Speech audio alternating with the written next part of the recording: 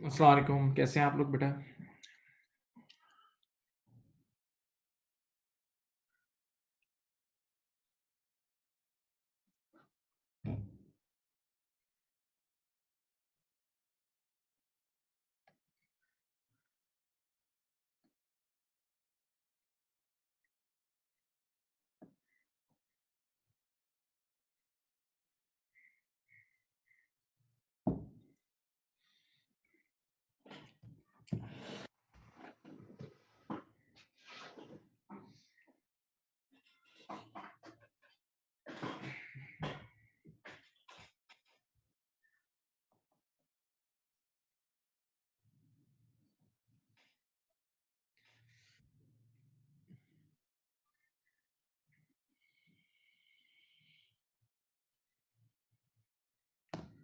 एक minute start कर रहे हैं, ज़रा बच्चे आ जाएँ फिर स्टार्ट कर रहे हैं, तो 1-2 मिनट।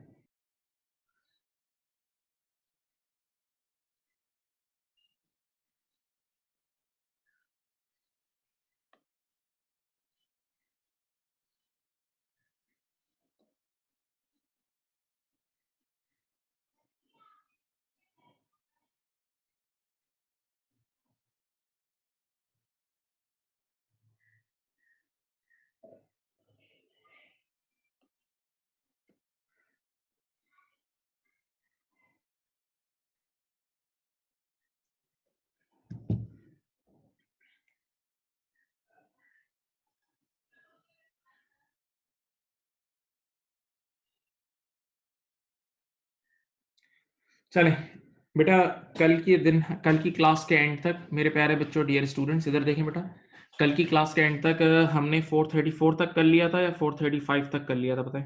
434 तक किया था बताएँ? 434 तक किया था मेरे ख्याल से हमने, सही है? गोइंग फॉरवर्ड अब हम 435 ऑनवर्ड स्टार्ट करते हैं। During the year during the year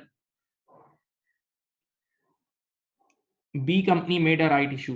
मैंने आपसे कहा था कि वैसे राइट इशू आपने ऑफिशियली अभी नहीं पढ़ा, लेकिन राइट इशू का मतलब है कंपनी ने पैसों वाला शेयर इशू किया है, यानी कंपनी ने शेयर्स इशू करके पैसे आए हैं, शेयर इशू करके पैसे आए हैं, तो उसकी एंट्री ये बनेगी। देखो, इसकी एंट्री ये बनती है, bank debit, share capital credit और शेयर प्रीमियम क्रेडिट, सही है? तो शेयर इशू करने का मतलब ओनर के घर से पैसा आएगा। सोचो, शेयर इशू करने का मतलब ओनर के घर से पैसे आएंगे, ओनर के घर से पैसे आएंगे। मेरे बच्चों इधर देखो, तो जब ओनर के घर से पैसे आते हैं तो इक्विटी बढ़ती है, ओनर के घर से पैसे आते हैं तो इक्विटी बढ़ती है। अब याद है, इधर देखें, मैं गियरिंग का फॉर्मूला लिख रहा हूँ। गियरिंग का फॉर्मूला ये होता है, गियरिंग का शॉर्टकट फॉर्मूला होता है ऊपर डेट यानी लोन और नीचे इक्विटी, ऊपर डेट नीचे इक्विटी इंटू 100।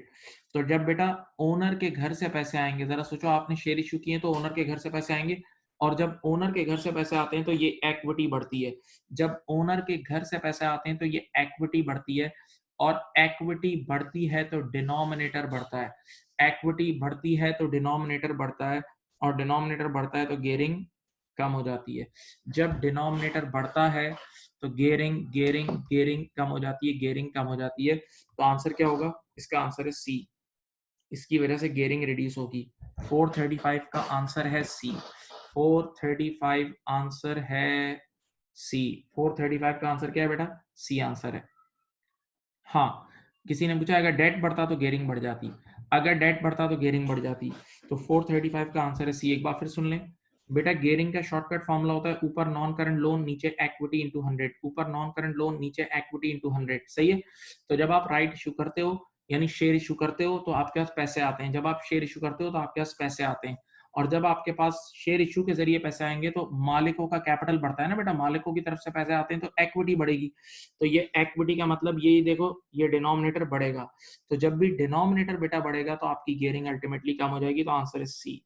इवन जब मैंने आप लोगों को गियरिंग का लेक्चर दे रहा था तो उसमें भी ये पॉइंट्स लिखवाए गए थे, उसमें भी ये पॉइंट लिखवाए गए थे, सही?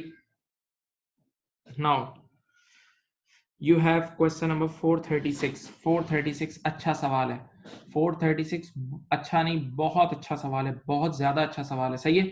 इसमें थोड़ी सी हम सबको मिलकर मेहनत करनी पड़ेगी, तभी बात समझ में आएगी, पहले कह रहा हूं। अब देखो, थ्योरी शुरू हुई ना, प्रैक्टिकल एमसीक्यूज कुछ भी नहीं है, रेशियोज के practical MCQ is just a piece of cake, it's not a big deal. लेकिन इसके थ्योरी के एमसीक्यूज जरा टेक्निकल होते हैं, इसके थ्योरी के एमसीक्यूज जरा टेक्निकल होते हैं, सुने। in attempt in an attempt to increase sales revenue during the year, C company offered extended credit terms to its major customers. Whilst many customers took advantage of the extended credit period, C company did not increase volume of sales. What impact did have upon the current ratio? इधर देखो भाई, पहले इधर देख लो. Current ratio होता है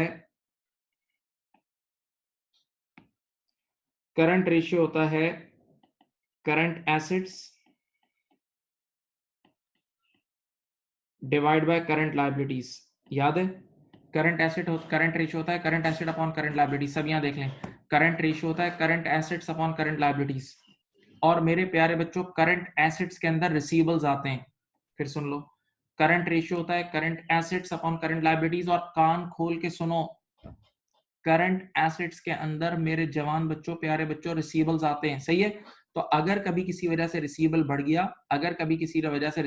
गया, तो ऑटोमेटिकली आपका करंट रेशियो भी बढ़ेगा. रिसीवेबल बढ़ गया तो करंट एसेट भी बढ़ेगा, करंट रेशियो बढ़ेगा. रिसीवेबल बढ़ेगा तो करंट एसेट बढ़ेगा, और करंट एसेट बढ़ेगा तो करंट रेशियो बढ़ेगा. ठीक है? अब सुनो, देखो हुआ क्या. In an attempt to increase sales revenue, company offered extended credit terms. सुनो भाई, सुनो, यहां देखो. अज्यूम करते हैं कि हम हमेशा कस्टमर को 10 दिन का टाइम देते थे. हम पहले कस्टमर को 10 डेज का टाइम देते थे. ठीक है? तो अगर मैं डे जीरो पे सेल करता था ना, तो कस्टमर 10वें दिन पे कर देता था. बेटा अज्यूम करते हैं हम ओरिजिनली कस्टमर को 10 डेज का टाइम देते थे, तो मैं डे जीरो पे अगर सेल करता तो 10वें दिन पैसे आ जाती थी. सही है? नहीं समझ रहे? फिर आप नई सेल करते थे, उसका 10वें दिन पैसा आ जाता था. अब आपने क्या करा, सिर्फ, यार जरा टेक्निकल बात है लेकिन इन्वॉल्व होके सुनो. आपने 10 की जगह लोगों को बोला 30 दिन का टाइम ले लो. आपने लोगों को 10 दिन की जगह 30 दिन का टाइम दिया, और सेल वही कंटिन्यूस उसी तरह कर रहे हो. तो अब जो 10वें दिन पैसे आने के होंगे, तो 10वें दिन पैसे आने की वजह से रिसीवल कम होता था ना भाई. 10 दिन में वो पैसे दे देता था, तो जब रिसीवल पैसे देता है तो रिसीवल कम हो जाता है.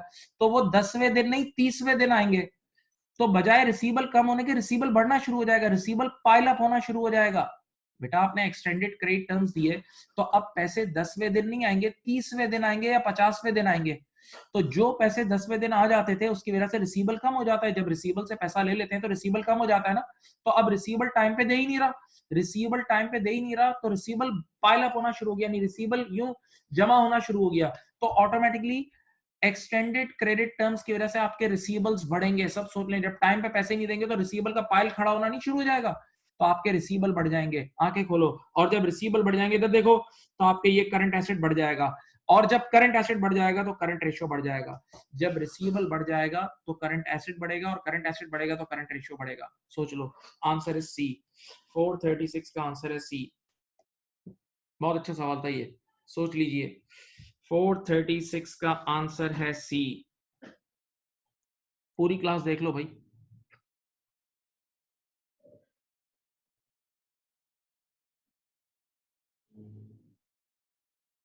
बात समझ गए?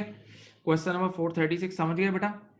जब रिसीवेबल टाइम पे पैसे ही नहीं देंगे, सोचो ना. जब रिसीवेबल, एक बच्चे ने सवाल किया, बट इन्वेंट्री तो पहले भी रिड्यूस हो रही थी, रूटीन सेल वही हो रही है यार. रूटीन से सेल्स वॉल्यूम में कोई चेंज नहीं है. वही समझ लो, हर दिन 10-10 यूनिट बेच रहे हैं, हर दिन 10-10 यूनिट बेच रहे हैं. रूटीन रूटीन अमल वही है, बस पेमेंट का टाइम पीरियड डिले कर दिया. तो जो पैसे जल्दी मिलने के थे रिसीवल से, अब वो लेट मिलेंगे. तो रिसीवल से पहले जल्दी पैसे मिल जाते थे, तो रिसीवल कम हो जाता था. अब रिसीवल कम ही नहीं होगा, बल्कि रिसीवल क्रिएट होना शुरू हो जाएगा, पाइल, एक थप्पा बनना शुरू हो जाएगा रिसीवल का. तो जब रिसीवल बढ़ जाएगा तो ऑटोमेटिकली करंट एसेट्स बढ़ जाएंगे, और करंट एसेट्स बढ़ जाएंगे तो करंट रेशियो बढ़ जाएगा. मैं फिर रुक रहा हूं, पढ़ो से. फिर रुक रहा हूं.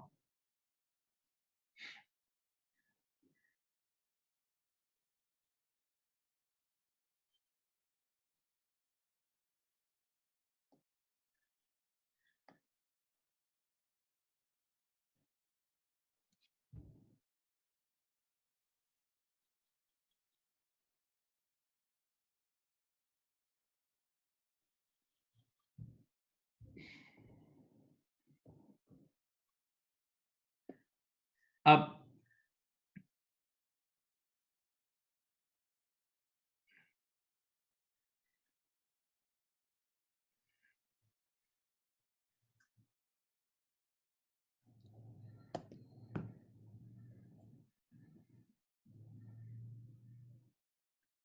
बेटा किसी ने सवाल किया अगर बंदा पेमेंट ही नहीं करे तो रिसीवेबल और बढ़ता जाएगा, रिसीवेबल बढ़ेगा अगर डेटर्स टाइम पे पैसे नहीं देते। देखो सोचो, बचपन में तुमने पढ़ा था ना, डेटर से जब पैसे लेते हैं तो एंट्री बनती है पैसा डेबिट और डेटर क्रेडिट। डेटर कम हो जाता है जिस दिन डेटर हमें पे ऑफ करता है, उस दिन डेटर कम हो जाता है।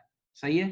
तो अगर डेटर टाइम पे नहीं करेगा तो डेटर का पाइल क्रिएट होना शुरू हो जाएगा, क्योंकि नई सेल भी तो हो रही है, कंटिन्यूअसली नई सेल होती जा रही है, उससे रिसीवेबल बढ़ रहा है। पहले क्या होता था, एक तरफ से नई सेल होती थी, दूसरी तरफ से पैसे आते थे, तो रिसीवेबल एक तरफ से बढ़ता था, दूसरी तरफ से कम होता था।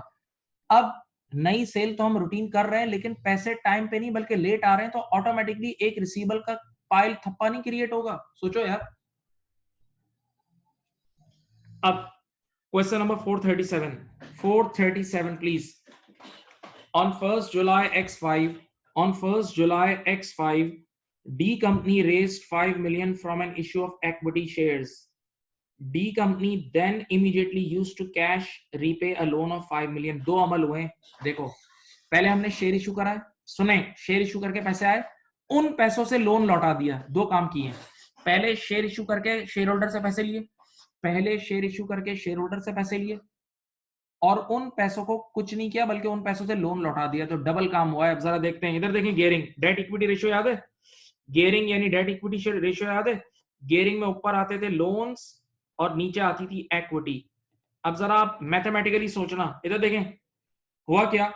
मैंने सबसे पहले शेयर इशू किए, मैंने सबसे पहले शेयर इशू किए तो मेरी इक्विटी बड़ी होगी। जब मैंने शेयर इशू किए होंगे तो मेरी शेयर होल्डर इक्विटी बड़ी होगी। शेयर होल्डर इक्विटी बड़ी होगी तो गेयरिंग का डिनोमिनेटर बड़ा होगा, तो गेयरिंग कम हुई होगी एक बार। सबसे पहले पहली बार गेयरिंग कम हुई। जब मैंने नए शेयर इशू किए होंगे तो उससे इक्विटी बड़ी होगी, इक्विटी बड़ी होगी तो गेयरिंग का डिनोमिनेटर बड़ा होगा, तो गेयरिंग कम हुई होगी। फिर मैंने लोन रीपे करा, इधर देखें, जब मैंने लोन रीपे करा तो मेरे लोन्स कम हो गए होंगे, लोन्स कम हो गए होंगे तो लोन्स न्यूमरेटर में आते हैं, तो वंस अगेन न्यूमरेटर कम हुआ होगा तो गेयरिंग एक बार और कम हुई होगी, तो गेयरिंग रेशियो इस बार डबल से कम होगा। इस अमल की वजह से gearing ratio double double double double से कम होगा। इस अमल की वजह से गेयरिंग रेशियो डबल से कम हो जाएगा, गेयरिंग रेशियो डबल से कम हो जाएगा।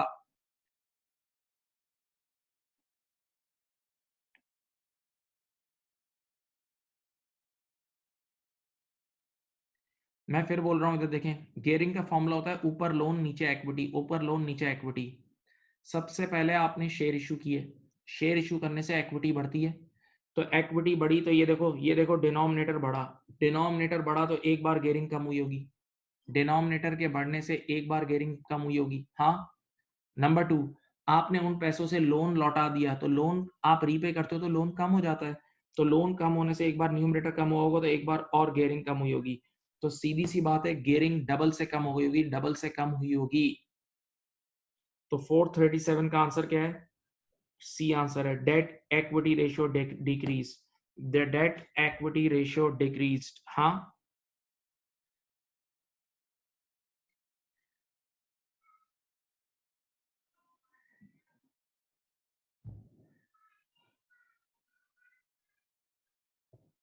ठीक है जी, बोलो भाई, कर लिया। हाँ जी, 435 का आंसर भी सी है भाई, 435 का आंसर सी है। सिर्फ इक्विटी बढ़ी है, इक्विटी बढ़ने से भी गेयरिंग कम होती है बेटा।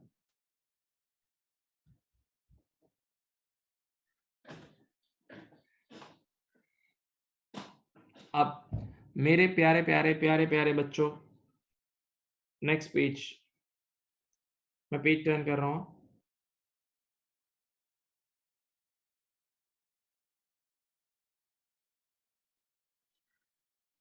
चलो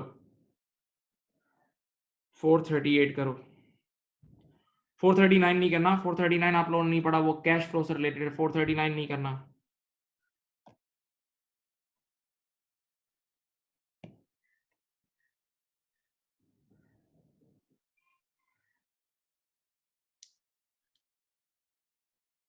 करो भाई, 438 करो।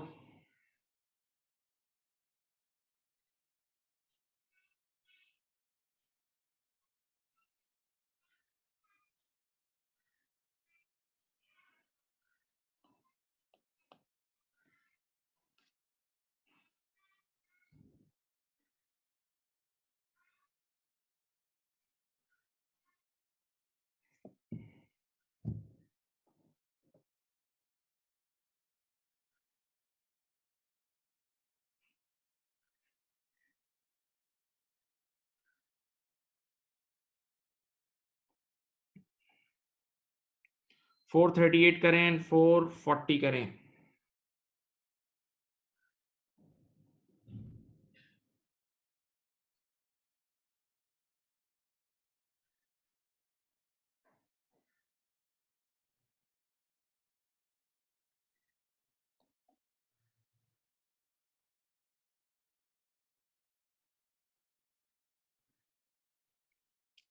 $438 and $440।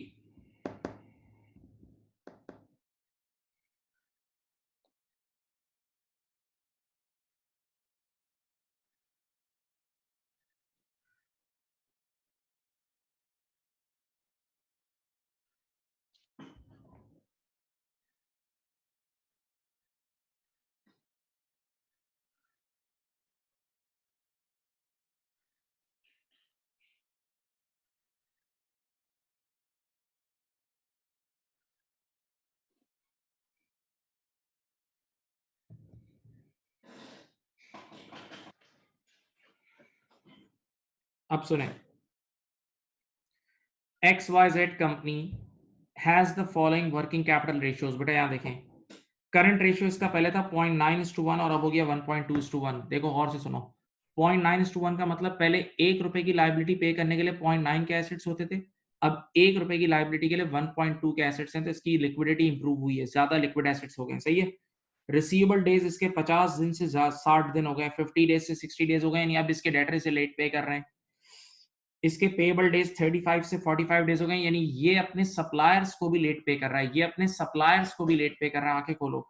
फिर इन्वेंटोरी डेज इसके 45 डेज से 36 डेज हो गए, इसकी इन्वेंटोरी अब जल्दी बिक रही है, इन्वेंटोरी जल्दी बिक रही है। Which of the following statement regarding XYZ company is true? A क्या है? XYZ company is taking longer. Suno, XYZ company is taking longer to pay supplier in 2009 than 2008। भाई सही बात है, पहले 35 डेज में पे कर रहा था। देख लो भाई, ए बिल्कुल सही बात नजर आ रही है, ए में कुछ भी गलत नहीं है, ए में कुछ भी गलत नहीं है, ए में कुछ भी गलत नहीं है। पहले 35 दिनों में पे कर रहा था, अब 45 डेज में। हाँ भाई, ए तो बिल्कुल बजाहिर सही है, बजाहिर ए सही है। मैं ए को माइंड में रख लेता हूँ, मैं ए को माइंड में रख लेता हूँ, ए बजाहिर बिल्कुल सही है। ठीक है, लेकिन बी देखो, XYZ company, XYZ company suffering a worsening नहीं। बेटा लिक्विडिटी पोजीशन अच्छी हो गई है, पहले करंट रेशियो था 0.9:1, अब हो गया 1.2:1। तो पहले इसके पास $1 की करंट लायबिलिटी पे करने के लिए 0.9 के करंट एसेट्स थे, अब $1 की करंट लायबिलिटी पे करने के लिए 1.2 के करंट एसेट्स हैं। तो इसकी लिक्विडिटी पोजीशन अच्छी हुई है बेटा, ज्यादा लिक्विड रिसोर्सेज है। तो ये आंसर नहीं है, बी आंसर नहीं है, बी नहीं है। सी देखते हैं, XYZ company is managing inventory less efficiently नहीं, इन्वेंट्री अच्छी मैनेज हो रही है। पहले 45 डेज में माल बिकता था, अब 36 डेज में जल्दी माल बिक रहा है, तो अच्छी एफिशिएंट टेक्निक्स यूज हो रही हैं, अच्छा है कंपनी के लिए। झूठ बोल रहा है, पॉइंट नंबर सी सही नहीं है, पॉइंट नंबर सी गलत है। XYZ company is receiving cash from customers more quickly नहीं। बेटा पहले 50 दिनों में कस्टमर से पैसे लेते थे, अब 60 दिनों में नहीं, कस्टमर से लेट ले रहे हैं पैसे, कस्टमर से लेट पैसे ले रहे हैं, तो ये बात भी गलत है, डी भी गलत है। ए इज एब्सोल्यूट राइट, ए बिल्कुल सही है, ए बिल्कुल सही है, एब्सोल्युटली राइट है, ए इज एब्सोल्युटली राइट। हाँ भाई, बोलो भाई।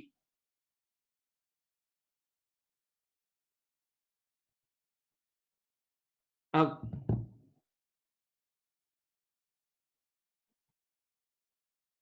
क्वेश्चन नंबर 440, क्वेश्चन नंबर 440, 440 बहुत सियासी सवाल है बिल्कुल, इसमें आप लोगों ने बड़ा एप्रोप्रिएट चलना होगा। अब सुने, विच of the following statement is true? Which of the following statement is true? Analysis of financial performance should include both financial and non-financial information available। ये कल मैंने आपको बताया था बेटा, वो इदारे जो नॉन फाइनेंशियल चीजों को इग्नोर करते हैं तो अल्टीमेटली उनके फाइनेंशियल भी गिर जाते हैं। मैंने आपसे कहा था, जैसे हमारे इदारे में फाइनेंशियल क्या है, हमारे प्रॉफिट्स और रेवेन्यूज फाइनेंशियल हैं, लेकिन हमें अपने पास रेट को भी देखना होगा, हमें अपनी अटेंडेंस को भी देखना होगा, हमें बच्चों के टेस्ट भी रूटीन लेने होंगे, हमें पेरेंट्स से भी रूटीन कांटेक्ट करके बच्चों को डंडे लगवाने होंगे। सही है, ये सारे, यानी हमें ये सारा काम करना होगा, हमें क्लीनलीनेस को भी देखना होगा। हाँ, हमें ये भी देखना होगा कि हमारे बच्चे यहाँ से पढ़ के जॉब कहाँ पे लगते हैं, हमें उनकी जॉब्स के लिए भी काम करना होगा। ये सारी फैक्टर्स हैं, बहुत ये पूरा पैकेज है। तो ये पैकेज ओवरऑल फिर लॉन्ग टर्म में फाइनेंशियल को भी हिट करता है, क्योंकि अगर आपने सिर्फ और सिर्फ पैसे कमाने पे फोकस कर लिया और बाकी सब चीजों को छोड़ दिया, तो लॉन्ग टर्म में आपको हिट लगेगी, पैसों पे भी हिट लगेगी। समझ रहे हो? तो नॉन फाइनेंशियल, ये पढ़ें, analysis of financial performance should include both financial and non financial information available. ये मुनासिब बात है, ये बिल्कुल मुनासिब बात है।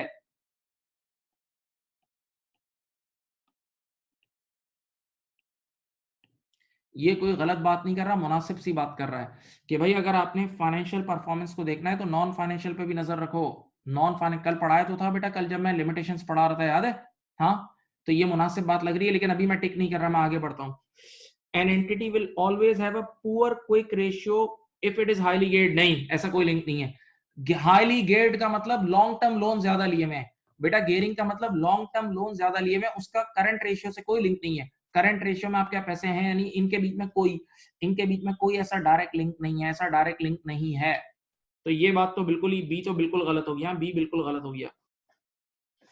The use of financial ratios to valuate is not approve. नहीं भाई, ये जो मैंने आपको रेशियो एनालिसिस पढ़ाई है ना, ये आप चाहे सोल ट्रेडर की बुक्स पे अप्लाई करो, चाहे पार्टनरशिप की बुक्स पे अप्लाई करो, चाहे लिमिटेड कंपनी पे अप्लाई करो। सुनो, सोल ट्रेडर पे अप्लाई करो, पार्टनरशिप पे अप्लाई करो, लिमिटेड कंपनी पे अप्लाई करो, किसी पे भी अप्लाई करनी है कर सकते हो, किसी पर भी आपको अप्लाई करनी है तो कर सकते हो।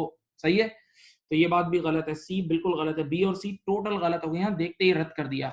बी और सी को देखते ही रद्द कर दिया, बी और सी को देखते ही रद्द कर दिया। अब सुनो D, calculation of financial ratios for one accounting period only provide sufficient information to access financial performance. बेटा जो आप सिर्फ एक अकाउंटिंग पीरियड के रेशियोज निकालते हो ना, वो कंपेयर होके दूसरे और तीसरे सालों के लिए की परफॉर्मेंस में भी यूज होते हैं, वो दूसरे और तीसरे सालों की परफॉर्मेंस में भी यूज होते हैं। तो ये बात मुनासिब नहीं है, ये बात मुनासिब नहीं है। तो इस हिसाब से इन चारों में से जो मोस्ट लाइकली और मोस्ट मुनासिब और मोस्ट अप्रोप्रिएट आंसर है, दैट इज ए। जो मोस्ट अप्रोप्रिएट आंसर है वो ए है, मोस्ट अप्रोप्रिएट आंसर ए है। डी में कह रहा है कैलकुलेशन ऑफ फाइनेंशियल रेशियोज, जो आप निकालते हो अभी जो आपने पढ़े थे, for one accounting period only, सिर्फ और सिर्फ provides sufficient information to access financial performance, to access financial performance. कह रहा है ये उसी पीरियड की फाइनेंशियल परफॉर्मेंस के बारे में बताता है, जबकि हकीकत में ये कंपेयर होकर दूसरे पीरियड की फाइनेंशियल परफॉर्मेंस के बारे में बताता है। और एक और जवाब भी देता हूं इसका, सुनो बेटा, कई बार आपकी फाइनेंशियल परफॉर्मेंस गिर रही होती है, उसकी वजह क्या होती है? आप नॉन फाइनेंशियल फैक्टर्स पे काम नहीं कर रहे होते। आपकी कई बार फाइनेंशियल परफॉर्मेंस गिरने की वजह क्या होती है? आप नॉन फाइनेंशियल फैक्टर्स पे काम नहीं कर रहे होते। तो फाइनेंशियल परफॉर्मेंस के रेशियोज हमें इशारा दे देते हैं कि भाई तुम्हारी नॉन फाइनेंशियल भी सही नहीं है। फाइनेंशियल परफॉर्मेंस इशारा दे देते हैं कि तुम्हारी नॉन फाइनेंशियल भी सही नहीं है। नहीं समझ रहे यार? मैं एक मिसाल देता हूं, सुनो। एक एजुकेशन इंस्टीट्यूट है जिसके इस बार रेवेन्यूज गिर गए, तो उन्होंने इन्वेस्टिगेट किया तो उनको पता लगा कि उनके टीचर्स टाइम पे ही नहीं आते थे। तो टीचर का टाइम पे ना आना एक नॉन फाइनेंशियल इशू है। या टीचर क्लास में गंदी बातें करते थे अजीब गरीब किस्म की, तो बच्चे भाग गए तो रेवेन्यू कम हो गया। तो एकदम जैसे ही फाइनेंशियल परफॉर्मेंस गिरी तो इन्वेस्टिगेशन होगी, भाई ये क्यों गिर गई, तो पता लगेगा ये तो टीचर नशे में आते थे क्लास में। नहीं समझे? तो non financial factor, financial performance गिरने से कई बार सिग्नल मिल जाता है कि भाई नॉन फाइनेंशियल को चेक करो, वहां तो मसला नहीं कर रहे। समझ गए मेरे प्यारे बच्चे? तो मेरे बच्चों इसका जो अप्रोप्रिएट आंसर है वो ए है, इसका मोस्ट अप्रोप्रिएट आंसर ए है। हाँ जी, इसका मोस्ट अप्रोप्रिएट आंसर ए है। चलो, अब मैं आपके सामने बीपीपी की किट का एक बड़ा सवाल लिख रहा हूं। वैसे वो अब मेरे पास पुराना सवाल है, उसकी नई किट में उसका ओटी केस है, लेकिन चलो मैं थोड़ी थ्योरी भी लिख दूंगा। नई किट में उसका सवाल बहुत आसान उससे बनाया हुआ है, ठीक है? लेकिन अब मेरे पास पुरानी किट थी तो मैंने उसी में से आपको वो क्वेश्चन पूरा आपके सामने पेश कर रहा हूँ। ठीक है, आप लोग मुझे पहले रेशियोज निकाल के देंगे, आप लोग सब एक्टिव हो जाएं, सब बच्चे एक्टिव हो जाएं, मजे से कर सकते हैं और इन्वॉल्व हो, सीखेंगे, इट्स ऑल लर्निंग। ये देखो, ये सवाल मैंने आप लोगों को भेज भी दिया था कल। इस सवाल में ये देखो, इसमें ये पहले देख लो, ये रिक्वायरमेंट है। पहले आप लोग इस रिक्वायरमेंट की पिक्चर ले लो, अगर आपके पास ये है। आपको वैसे तो मैंने व्हाट्सएप पे सबको भेजा हुआ है, लेकिन अगर किसी के पास ये चीज नहीं है तो ये इसकी पिक्चर ले लें। देखें, रिक्वायरमेंट में आपको ये सारे रेशियोज निकालने हैं। जीपी मार्जिन, एनपी मार्जिन निकालना है, एसेट टर्नओवर निकालना है, करंट रेशियो, क्विक रेशियो और रिसीवेबल्स कलेक्शन पीरियड, ये सारे रेशियोज निकालने हैं। देखें, इसकी तस्वीर ले लो वरना क्वेश्चन सामने रखो। अच्छा, एक रिक्वेस्ट ये है कि आप लोग क्लास लैपटॉप पे अटेंड किया करें, मोबाइल फोन पे क्लास मत लिया करें, 100 बार बोला है। लैपटॉप पे या आईपैड पे क्लास लो, बड़े पेज पे, ठीक है। अब ये रहा आपका क्वेश्चन, ये लो, ये रहा आपका क्वेश्चन। चलो बेटा, इस सवाल में से आपने क्या क्या निकालना है, सब चीजें निकालें। जीपी मार्जिन निकालें,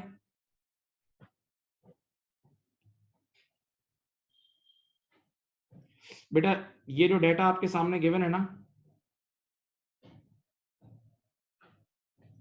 इसका जीपी मार्जिन निकालें। चलें, फिर निकालें एनपी मार्जिन। ऑपरेटिंग प्रॉफिट नहीं निकालना, एनपी मार्जिन का मतलब एनपी अपॉन सेल्स, मार्जिन के साथ जो भी प्रॉफिट लिखा उसके वही प्रॉफिट ऊपर रखना। फिर निकालें एसेट टर्नओवर, फिर निकालें करंट रेशियो, फिर निकालें क्विक रेशियो और निकालें डेटर डेज। डेटर डेज याद है, debtor days, debtors collection period, ये सब निकालना है आपने। चलें, ये क्वेश्चन आप लोगों को मैंने भेज दिया है, क्वेश्चन मैंने आप लोगों को भेज दिया है, प्लीज।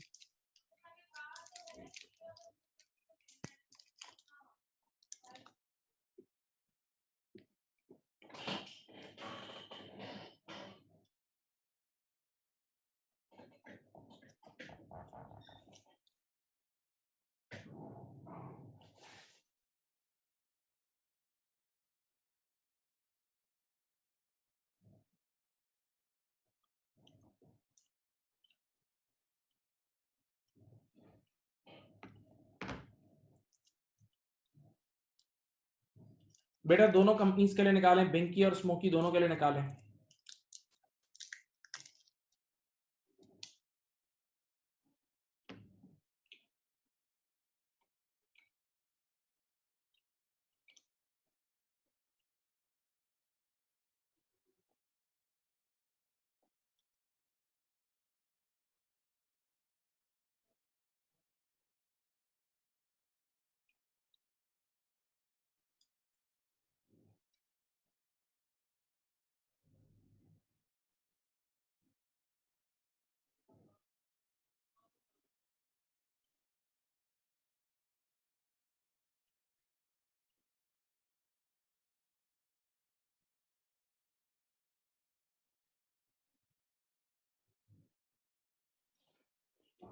बेटा दोनों कंपनीज के लिए रेशियोज निकालें, GP margin, NP margin, asset turnover, current ratio, quick ratio and debtor days, ये सब निकालें बेटा प्लीज।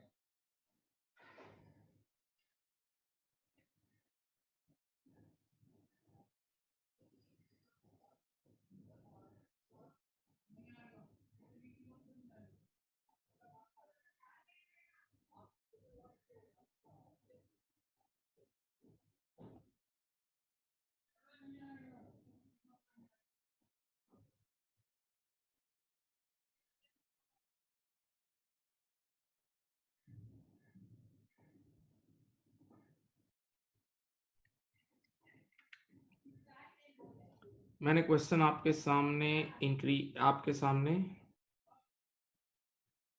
रख दिया है, प्लीज़ सॉल्व करें। आपको वैसे व्हाट्सएप पे भी भेजा हुआ है सवाल, हाँ?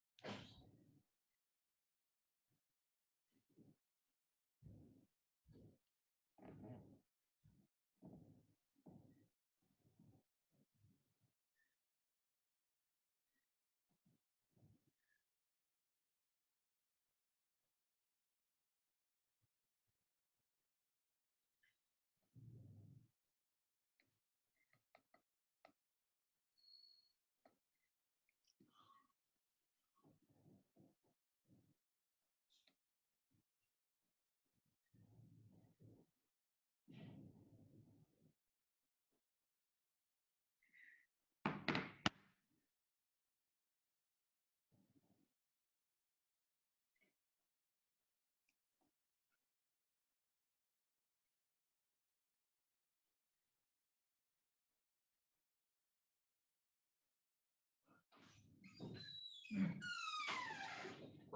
काम आते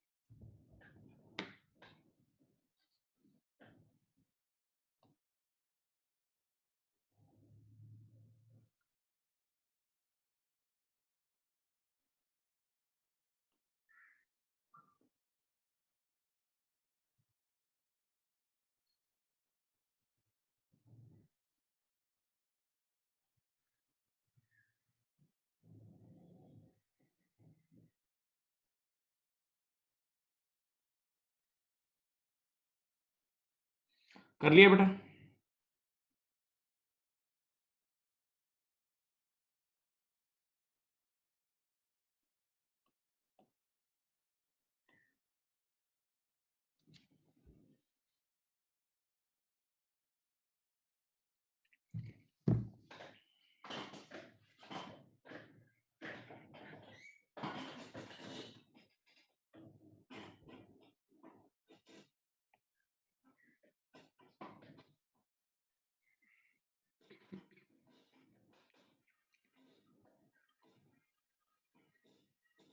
एसेट टर्नओवर होता था sales divide by capital employed. Asset turnover होता था sales divided by capital employed.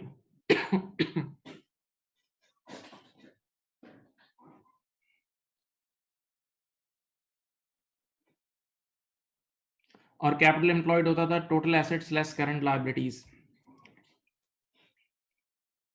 चलो मैं स्टार्ट कर रहा हूं भाई। यहां देखें, इधर देखें। पहली कंपनी का नाम क्या है? बिंकी, और दूसरी का नाम है स्मोकी।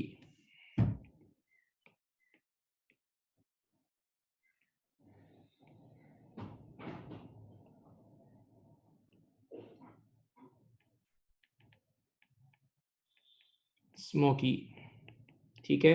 यहां देखते रहे। सबसे पहला रेशियो है जीपी मार्जिन।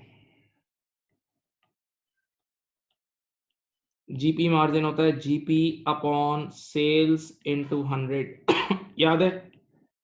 चलो बेटा इधर देखो।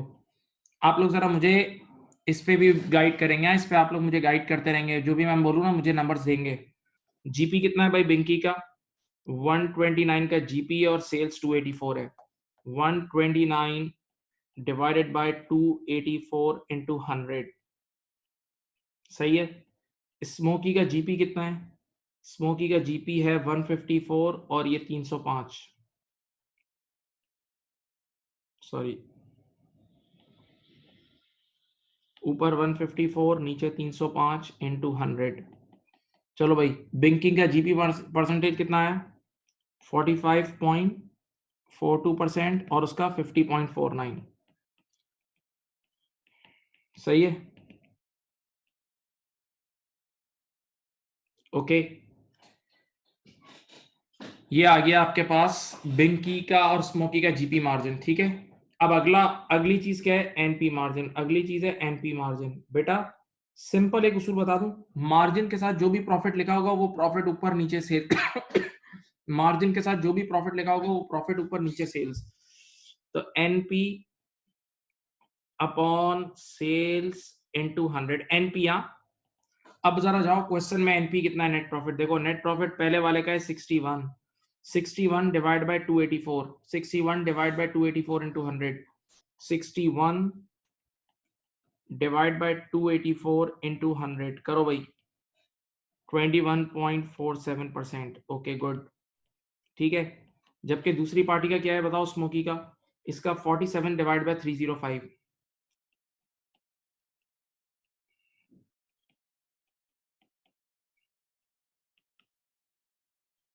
15.4।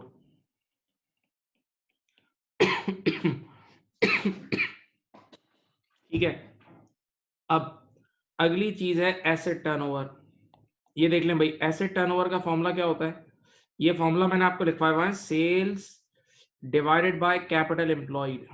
सही है, sales divide by capital employed. और बेटा आप लोगों को कैपिटल एम्प्लॉयड लिखवाया था, जाके पढ़ लो अपने अपने शीट्स में, अपने रिसर्च में। कैपिटल एम्प्लॉयड होता है एक simple formula, total asset less current liabilities, total assets less current liabilities. इधर आओ, इधर आओ, देखो सेल्स कितनी है आपकी, 284 है, पहले वाले की सेल्स है 284, ये देखो 284 ऊपर लिखा। और अब देखो नीचे क्या लिखेंगे बताओ, टोटल एसेट लेस, इधर देखो टोटल एसेट कितने हैं, 446, टोटल एसेट्स हैं 446, टोटल एसेट 446 है और करंट लायबिलिटीज है 188। देखें टोटल एसेट 446 है और करंट लायबिलिटीज है 188, तो 446 में से 188 लेस कर दो, 446 में से 188 लेस कर दो,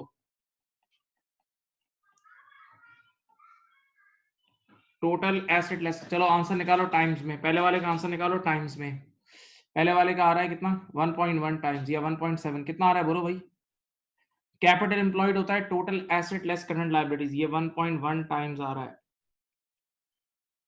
ठीक है, अब दूसरे की सेल्स कितनी है, 305 अपॉन कैपिटल एम्प्लॉयड का क्या फॉर्मूला है, total asset less current liabilities. आ जाओ टोटल एसेट इसके कितने हैं, ये देखो 802 हैं, टोटल एसेट्स हैं 802 और करंट लायबिलिटीज हैं 325, टोटल एसेट्स 802 हैं और करंट लायबिलिटीज हैं 325।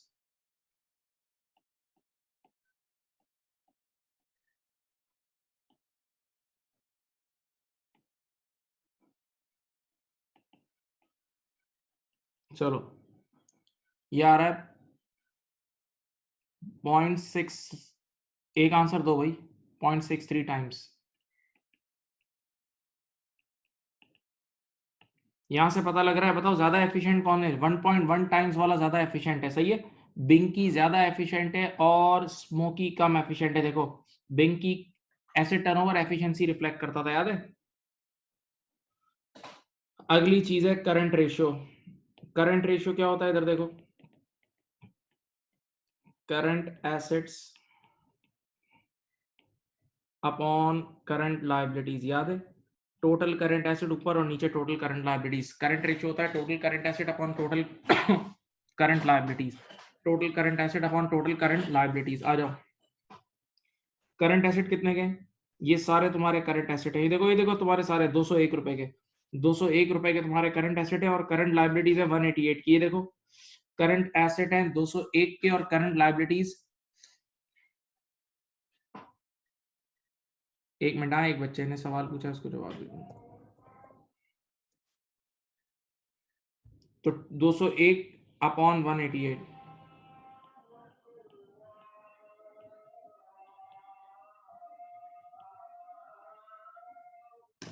एक मिनट आसान हो रही है।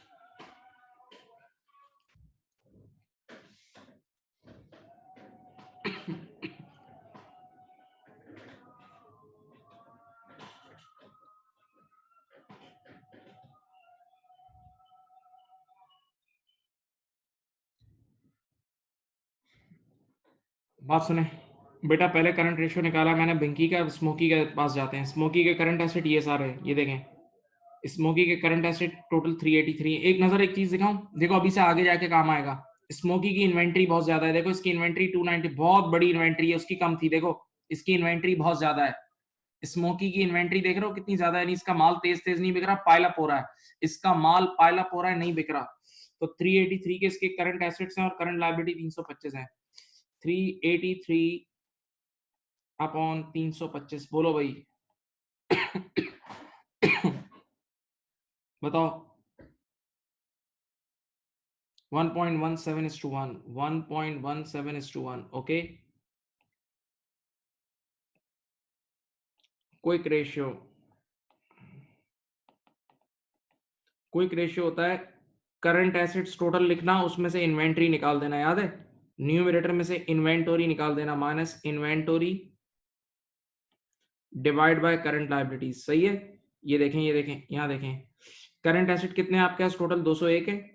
टोटल करंट एसेट 201 है बेटा, अपनी लिस्ट में देखते रहे, 201 के करंट एसेट है और इसकी इन्वेंट्री कितनी है? 91। बेटा इसकी इन्वेंट्री 91 है, निकाल दो, आउट कर दो, 91 आउट करो, डिवाइड बाय करंट लायबिलिटीज है 188। बोलो भाई, क्विक रेशियो कितना आ रहा है इसका? पहले वाले का आ रहा है 0.6:1 और दूसरे के पास 383 के टोटल करंट एसेट्स हैं, माइनस 293 की मेरे ख्याल से इन्वेंटोरी है, डिवाइड बाय 325। चलो भाई बताओ क्या है? 0.58। वो राउंड ऑफ कर दिया बेटा, मैंने राउंड ऑफ कर दिया है। दूसरे वाले का कितना आ रहा है? दूसरे का 0.3 आ रहा है। दूसरे वाले का कितना आ रहा है बताओ बेटा? स्मोकी का, स्मोकी का करंट, हाँ, 0.27 यानी 0.3 कर लो, चलो सही है। अब देखो, चलो सब बच्चे बताओ, यहाँ देख के बताओ, स्मोकी का क्विक रेशियो कम क्यों आ रहा है? आप लोग मुझे बताएं, स्मोकी का क्विक रेशियो कम क्यों आ रहा है? सब बच्चे बताएं, स्मोकी का क्विक रेशियो कम क्यों आ रहा है बताओ? Because of inventory, very good. उसने बहुत सारे पैसे इन्वेंट्री में फंसाए हुए थे, उसने बहुत सारे पैसे इन्वेंट्री में फंसाए हुए, और जैसे ही हमने इन्वेंट्री हटाई, जैसे ही हमने इन्वेंट्री हटाई तो सीधा सीधा का सी ऊपर न्यूमरेटर में कुछ बचा ही नहीं, उस पर न्यूमरेटर में कुछ बचा ही नहीं उसके बाद, सही है। अब आखिरी एक रेशियो रह गया जिसका नाम है रिसीवेबल्स कलेक्शन पीरियड, यानी receivables days, receivable collection period, याद है? इसका फॉर्मूला होता है क्लोजिंग रिसीवेबल, क्योंकि एवरेज रिसीवेबल नहीं निकल सकता इस बार। Closing receivable divide by sales into 365, okay. यहाँ देखें, यहाँ देख लें भाई, क्लोजिंग रिसीवेबल कितना है? ऊपर जाओ, ईयर एंड पे क्लोजिंग रिसीवेबल है आपका 46, देख लो भाई, पहले बिंकी की बात कर रहा हूँ, 46, और सेल्स कितनी थी? 284। 46 डिवाइड बाय 284 इंटू 365 चलो आंसर बताओ। 46 डिवाइड 59.1, 59.1 डेज, ओके। जरा देखते हैं इसका कितना आ रहा है। इसके रिसीवल कितने के थे देखते हैं। इसके रिसीवल थे 75, सेल्स थी 305। इसके रिसीवल 75 के थे, सेल्स थी 305 इंटू 365,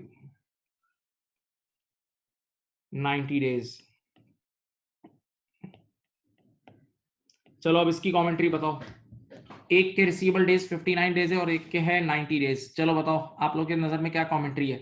देखो दो तीन तरीके से आप कमेंट्री कर सकते हो इसकी, कि रिसीवेबल डेज स्मोकी के ज्यादा हैं, बिंकी के कम है, इसका मतलब स्मोकी का credit control department less efficient है। स्मोकी का credit control department less efficient है, वो टाइम पे पैसे नहीं निकलवा पा रहा। और एक तरीके से ये भी हो सकता है कि स्मोकी जानबूझ के भी डेटर डेज बढ़ा रहा है, क्योंकि स्मोकी की सेल्स भी ज्यादा है। देखो स्मोकी की सेल्स ज्यादा है, स्मोकी जानबूझ के डेटर डेज बढ़ा रहा है ताकि ज्यादा गुड्स बिके, ताकि ज्यादा गुड्स बिके। बेटा देखें, याद रखना, जब भी हम कमेंट्री करते हैं तो मे बी करके हम दो तीन बातें कर सकते हैं, मे बी करके हम दो तीन बातें कर सकते हैं, क्योंकि अभी हमारे साथ डायरेक्टर नहीं बैठा हुआ, अभी हमारे साथ डायरेक्टर नहीं बैठा हुआ, राइट, याद है? पक्का? हाँ जी। अब मैं आहिस्ता-आहिस्ता करके बात करूँगा और मैं आपको कुछ डिस्कशन पॉइंट्स लिखवा दूँगा, लेकिन एग्ज़ाम में पॉइंट्स लिखने नहीं आते। एग्ज़ामिनेशन में पॉइंट्स लिखने नहीं आते। आप लोग का सीबी पेपर है, आपको सिर्फ़ टिक करना होगा। जो इसका नया सवाल उसने करा है ना, उसने बहुत बच्चों वाला सवाल बनाया है, 2 लाइन लिख के खत्म हो जाता है वो। सही है? चलो, देख लो। किसी से ये किसी से ये जीपी मार्जिन वगैरह ये सब निकल आए थे? बोलो।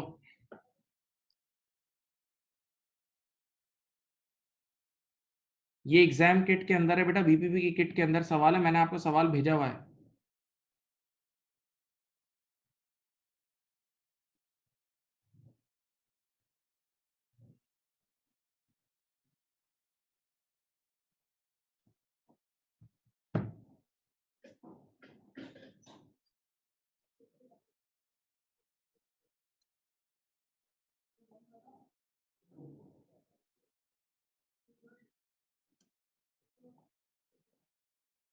चलो, स्टार्ट करें?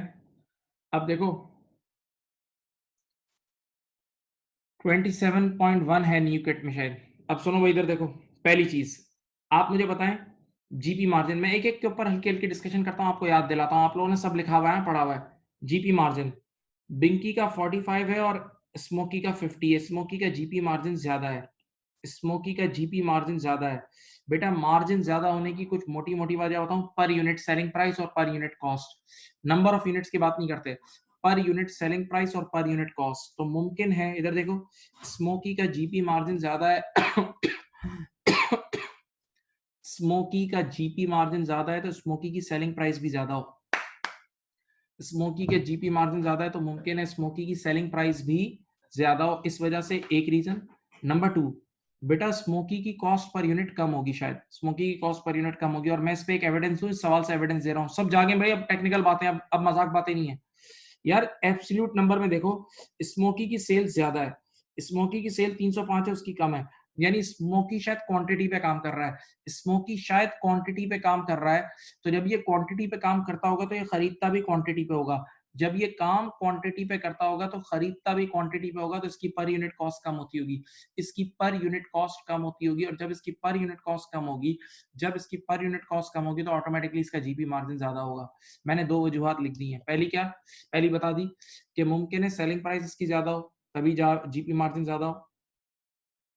और नंबर 2, इसकी कॉस्ट पर यूनिट कम हो और कॉस्ट पर यूनिट स्मोकी की कम कैसे हो सकती है? क्योंकि इसकी एब्सोल्यूट सेल ज़्यादा है। तो मुमकिन है ये क्वांटिटी पे जब खरीदता होगा, क्योंकि क्वांटिटी पे बेचना है, तो खरीदता भी क्वांटिटी पे होगा और जब क्वांटिटी पे खरीदता होगा, तो he may get trade discount, bulk discount. So that's why the cost per unit of a smoky is low and that's why GP margin is low, right? Okay, चलो मैं पहले ये बात कर रहा हूँ। मैंने यहाँ लिखा जीपी मार्जिन,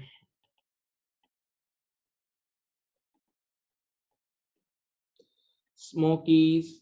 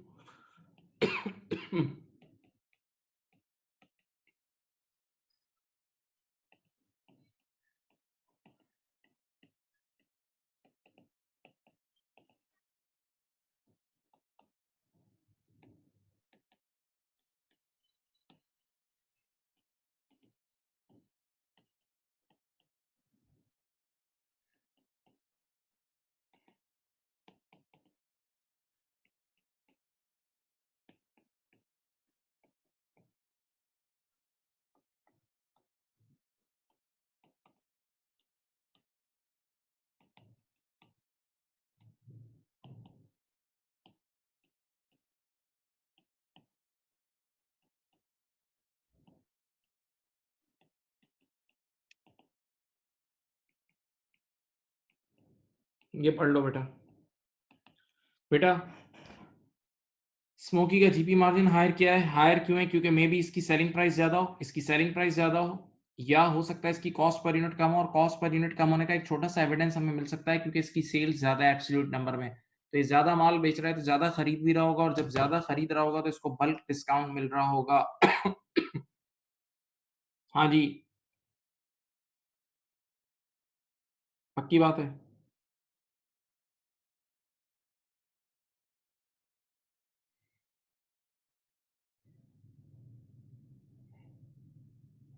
अब अगली चीज आ जाओ। अगली चीज है एनपी मार्जिन। देखो जीपी मार्जिन में तो स्मोकी बिंकी से ज्यादा है, आंखें खोलो और कान भी खोलो। जीपी मार्जिन में तो स्मोकी ज्यादा है, लेकिन एनपी मार्जिन स्मोकी का कम है। ये मैंने भी आपको एक बार उस दिन कराया था कमेंट्री में। स्मोकी जीपी मार्जिन में तो जीत रहा है, लेकिन एनपी मार्जिन में हार रहा है। एनपी मार्जिन में क्या हो रहा है? हार रहा है। उसकी वजह जीपी और एनपी के बीच में अदर एक्सपेंसेस होते हैं। तो एक मोटी वजह कि इसके अदर एक्सपेंसेस ज्यादा है, स्मोकी के अदर एक्सपेंसेस ज्यादा। और दूसरी वजह बताऊं? दूसरी एक वजह बताता हूँ। तो देखो इधर देखो बेटा, स्मोकी की बुक्स में लोन इंटरेस्ट है, ये देखो है, उसमें नहीं है। बेटा हम नेट प्रॉफिट से कंपेयर कर रहे हैं तो देखो स्मोकी की बुक में लोन इंटरेस्ट यानी फाइनेंस कॉस्ट है और वहां नहीं है। तो इस फाइनेंस कॉस्ट की वजह से भी फाइनेंस कॉस्ट की वजह से भी इसके अंदर बुराई आ रही है। ठीक है। और देखें, स्मोकी के एडमिन कॉस्ट और डिस्ट्रीब्यूशन कॉस्ट दोनों ज्यादा है। स्मोकी के एडमिन कॉस्ट और डिस्ट्रीब्यूशन कॉस्ट दोनों ज्यादा है। तो एनपी मार्जिन पे आप क्या लिख सकते हो?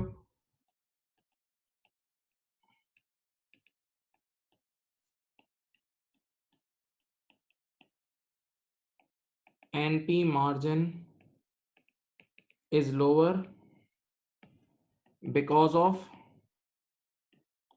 high operating expenses, high operating expenses and finance cost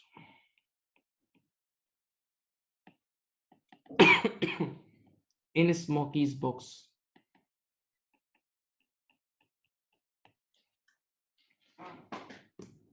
हाँ भाई।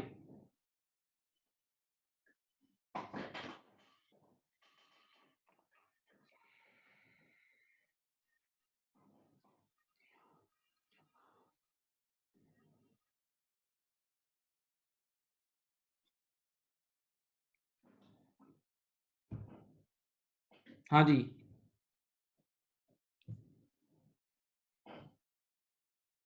अब तीसरी चीज है जिसका नाम है एसेट टर्नओवर। बेटा मैंने एसेट टर्नओवर आपको यूं पढ़ाया था। देखो एसेट टर्नओवर की डेफिनेशन तक लिखवाई भी आपके पास लिखवाई थी। asset turnover shows how well or how efficiently asset turnover shows how well or how efficiently your assets are being used to generate sales. How well or how efficiently your assets are being used to generate sales. हाँ, यहाँ देखें, सामने देखें। देखो बेटा इसका asset turnover है 1.1 times और इसका है 0.63 टाइम्स। यानी तर्जुमा करूं, ये हर $1 की इन्वेस्टमेंट करने पर इसको 1.1 का रेवेन्यू मिल रहा है। बेटा बिंकी को हर $1 की इन्वेस्टमेंट पे 1.1 कमा के दे रहा है सेल्स, और यहाँ हर $1 की इन्वेस्टमेंट पे सिर्फ 0.63 कमा रहे हैं ये लोग। इसका मतलब बेटा स्मोकी के एसेट्स ज्यादा एफिशिएंटली यूज नहीं हो रहे हैं सेल्स जनरेट करने के लिए। स्मोकी के एसेट्स ज्यादा एफिशिएंटली यूज नहीं हो रहे हैं सेल्स जनरेट करने के लिए। हाँ, तो पहली बात तो आप लिखोगे कि smoky is less efficient, smoky is less efficient. सही है। फिर आप एक और एक एविडेंस देना।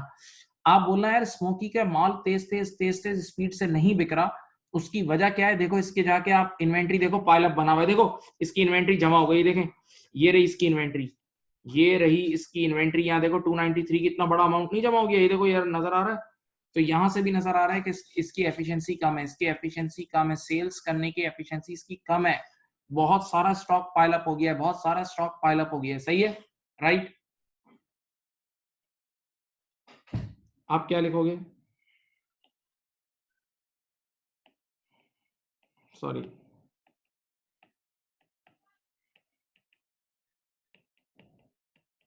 turnover is higher which indicates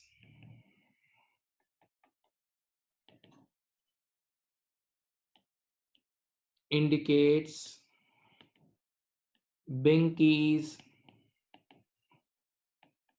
assets are used more efficiently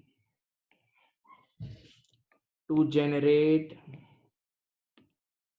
sales than Smokies. This can also be seen, इसकी एविडेंस सुनो, this can also be seen from Smokies SOFP, as there is a pile of inventory in Smokies books, which indicates low efficiency, which indicates low efficiency. Please देख लें, which indicates low efficiency. बेटा ये तीसरी चीज हो गई asset turnover. यहां तक साथ हो, यहां तक साथ हो, बता दो भाई, बता दो यहां तक साथ हो.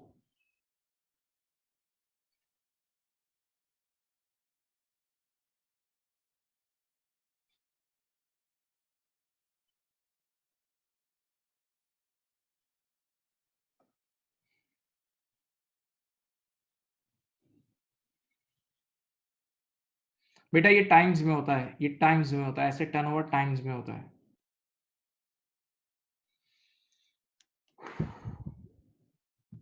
बोलो भाई.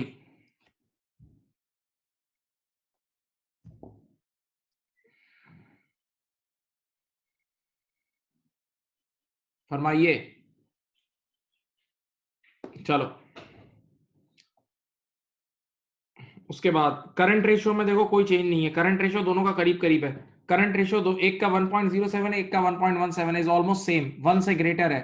तो अगर ये रिटेल बिजनेस है तो इट्स नॉट बैड. सही है. लेकिन क्विक रेशियो पे हमें बात करनी होगी. क्विक रेशियो में मेजर डिफरेंस है. इसका 0.3:1 है, इसका 0.6 है, उसका आधा है. यानी उन लोगों का क्विक रेशियो बहुत कम है स्मोकी का. तो उसकी वजह क्या थी याद है? देखो स्मोकी के मेजर करंट एसेट क्या है? स्मोकी के मेजर करंट एसेट्स जो हैं वो इन्वेंटरी है. सही है. प्लस स्मोकी के पास कैश भी कम है. स्मोकी के पास कैश भी कम है. हाँ, स्मोकी का मेजर करंट एसेट इन्वेंटरी है. यहां देखें.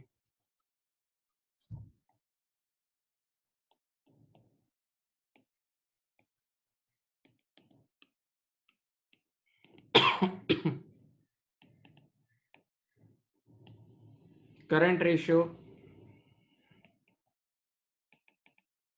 of both entities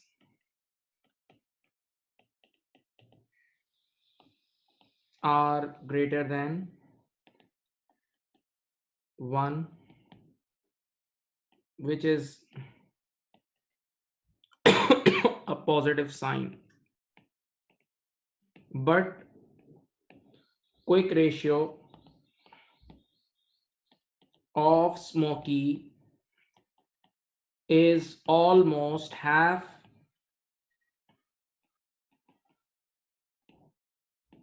of Binky's. Major reason for that is high inventory of Smoky at the year end. Okay, ये देख लें.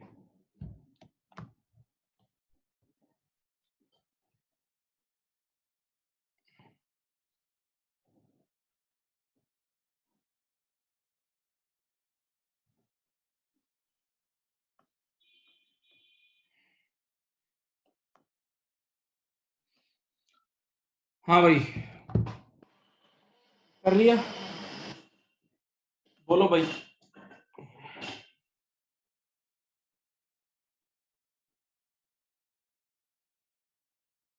बोलो भाई। अब एक आखिरी चीज रह गई है, रिसीवेबल डेज। रिसीवेबल डेज देखो, रिसीवेबल डेज इसके हैं 90 डेज और इसके अभी बताया था 59.1 डेज। तो इसका मतलब बेटा स्मोकी लेट पैसे रिसीव कर रहा है, इतनी एफिशिएंट इदारा नहीं है पैसे निकलवाने में, जबकि जबकि बिंकी अपने कस्टमर से टाइम पे रिसीव कर रहा है, दैट मींस इसका क्रेडिट कंट्रोल डिपार्टमेंट अच्छा है एक।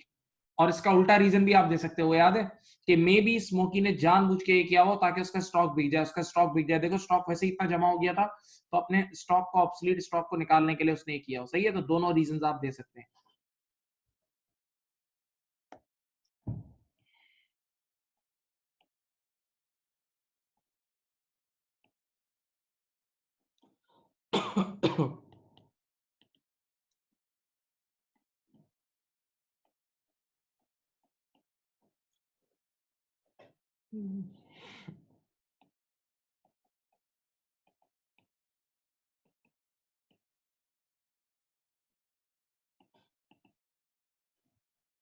significantly higher, which gives indication of poor credit control. Also, it may be possible that Smokey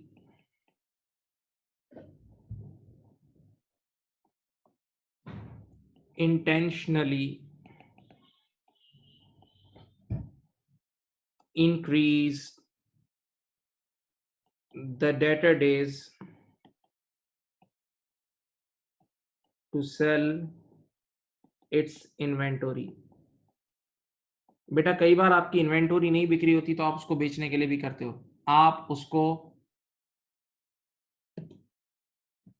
उसको बेचने के लिए भी करते हो, उसको बेचने के लिए भी करते हो। सही है।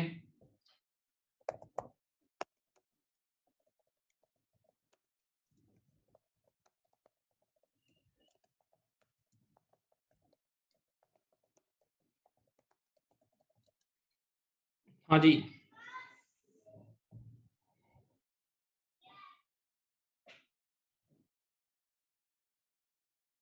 हाँ जी। ओके, अब आप लोगों ने कुछ एमसीक्यूज करने हैं छोटे छोटे, लेकिन इसमें से एक दो एमसीक्यूज टेक्निकल है। हाँ भाई, अब थोड़ा सा मैथ्स भी आना चाहिए, कुछ चीजें मुश्किल भी होंगी, वो वाकई मैं मुंह से बोल दूंगा वो मुश्किल होंगी, एक आध चीज जरा टेक्निकल होगी। चलो ये देख लो, अगर किसी ने कुछ लिखना है, या मैं आपको इस वैसे तो भेज ही दूंगा स्लाइड्स, लेकिन अगर किसी ने लिखना है तो वो लिख भी ले। कोई लिखना चाह रहा है? हाँ भाई, बोले।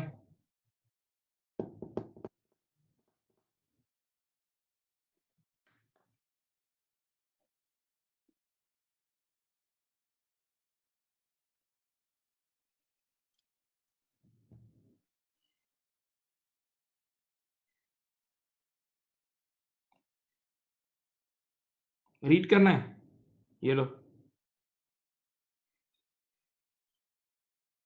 ये लो, करो।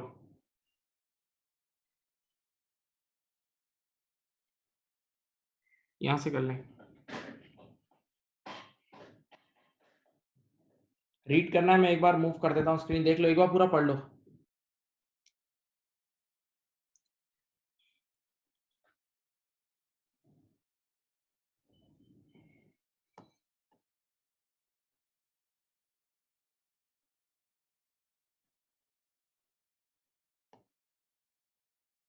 ये भी पढ़ लें।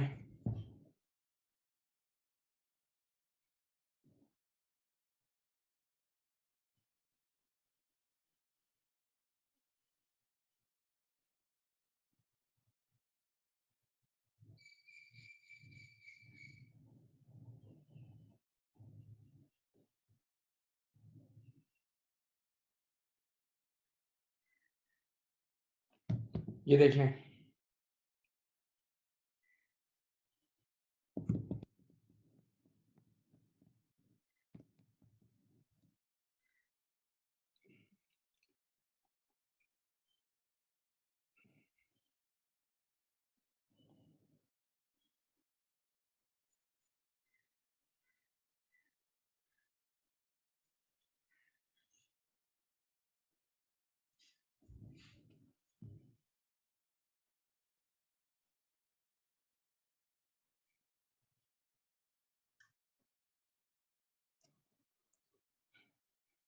ये चार एमसीक्यूज करें जरा।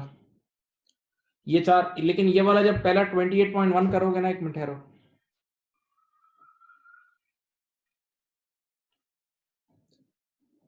28.1 जब करोगे ना,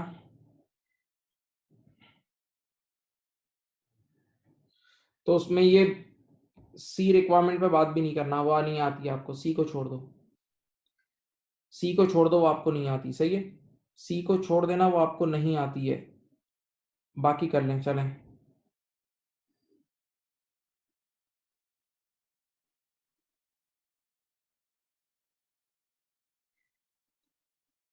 बाकी कर लें, ये चार एमसीक्यू ट्राई करें, ये चार एमसीक्यूज ट्राई करें।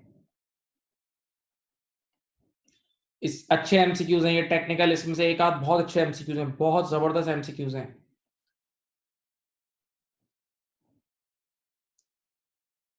करो, ये करके दो, अब ये समझ में अगर ये होते हैं तो तुम्हें पता लगेगा क्या हो तुम।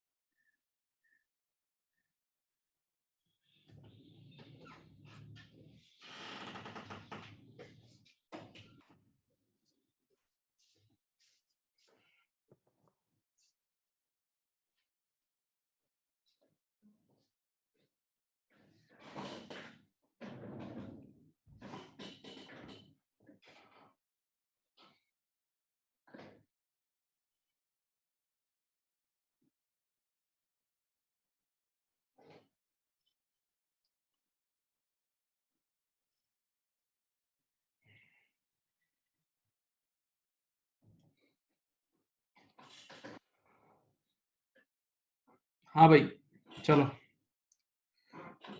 मैं अब स्टार्ट कराता हूँ, आप लोग देखें। हाँ भाई, प्लीज।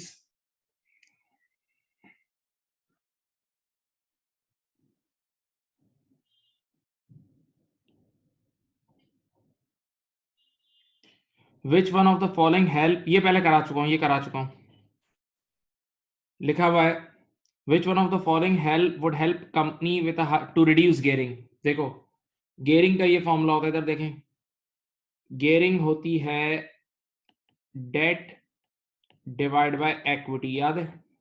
हाँ, अब देखो ए लिखा है making a right issue of equity shares. Right issue का मतलब पैसों वाला शेयर इशू, पैसों वाला शेयर इशू। देखो इसकी ये एंट्री बनती है, पैसा डेबिट, ये आप लोगों को पढ़ाई थी, शेयर कैपिटल क्रेडिट और प्रीमियम क्रेडिट। पैसा डेबिट, शेयर कैपिटल क्रेडिट और शेयर प्रीमियम क्रेडिट, याद है भाई? तो जब आप शेयर इशू करते हो तो ओनर के, मालिकों के घर से पैसा आता है तो उससे इक्विटी बढ़ती है, उससे इक्विटी बढ़ती है। इधर देखो, तो इक्विटी बढ़ेगी तो बेटा ये देखो गेयरिंग का डिनोमिनेटर बढ़ेगा, इक्विटी बढ़ेगी, सोचो तो गेयरिंग का डिनोमिनेटर बढ़ेगा तो गेयरिंग नीचे जाएगी, गेयरिंग गेयरिंग नीचे जाएगी, गेयरिंग नीचे जाएगी, गेयरिंग नीचे जाएगी। हाँ पक्का ऐसा ही है, ऐसा ही है। तो यही आंसर है, ए इसका आंसर है। अब देखो मैं और आंसर भी बताता हूं। इशूइंग फर्दर लोन नोट्स, बेटा अब नए लोन नोट का मतलब नया लोन लिया, नया लोन लिया तो और कर्जे लोगे तो गेयरिंग तो बढ़ेगी ना बेटा, और लोन लोगे तो और कर्जों में डूबोगे, और कर्जों में डूबोगे तो आपका डेट बढ़ेगा। ये देखो डेट आपका बढ़ेगा तो आपकी गेयरिंग भी बढ़ जाएगी। तो बी आंसर नहीं है। सी क्या है? Paying dividends on it's equity shares. ये समझो यार, डिविडेंड का मतलब, इधर देखिए मेरी तरफ, प्रॉफिट ओनर्स में बांट देना, प्रॉफिट ओनर्स में बांट देना, ओनर्स में बांट देना। तो याद है बचपन में जो चीज तुम ड्राइंग्स की फॉर्म में पढ़ते थे, मैं एक चीज याद दिलाता हूँ, तुम लोग एक सबक सिखा देता हूँ, सुनो। जो चीज तुम बचपन में ड्राइंग्स पढ़ते थे वो आज डिविडेंड है, लिमिटेड कंपनी की दुनिया में वही चीज डिविडेंड है। बचपन में जो चीज तुम ड्राइंग्स के नाम से पढ़ते थे लिमिटेड कंपनी की दुनिया में वही चीज डिविडेंड है। भाई प्रॉफिट ओनर घर लेके जाता था तो ओनर जब भी बिजनेस से कुछ निकाल के ले जाएगा वो ड्राइंग्स होती थी ना। तो ओनर बिजनेस से जब कुछ निकालता है तो इक्विटी कम होती है, ओनर बिजनेस से जब निकालता है, ओनर बिजनेस से निकालता है तो इक्विटी कम होती है, याद है? इधर देखो, तो डिविडेंड देने की वजह से, यहां देख लें, डिविडेंड देने की वजह से, इधर देखो फॉर्मूले को देखो, तुम्हारी इक्विटी कम होगी। डिविडेंड देने की वजह से तुम्हारी इक्विटी कम होगी, और इक्विटी कम होगी तो डिनोमिनेटर कम होगा तो गेयरिंग अल्टीमेटली बढ़ेगी, गेयरिंग बढ़ेगी। तो आंसर ए है, ए इसका बिल्कुल सही आंसर है। देख लो, ए इसका बिल्कुल सही आंसर है, और सोच लो। Take your time, giving you 1 minute. C को मैंने कहा इग्नोर कर दो, तुमने बोनस इशू नहीं पढ़ा हुआ छोड़ दो, बोनस इशू पढ़ा हुआ ही नहीं है, उसके चक्कर में नहीं पढ़ो अभी, वो गंदा चक्कर है। देख लो भाई, देख लो मेरे प्यारे प्यारे प्यारे नौजवान बच्चों, देख लो।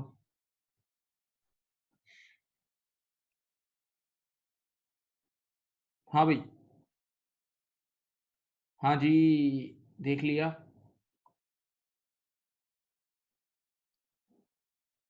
अब समझ गए? बताओ, समझ गए? बोलो यार, बताओ तो सही।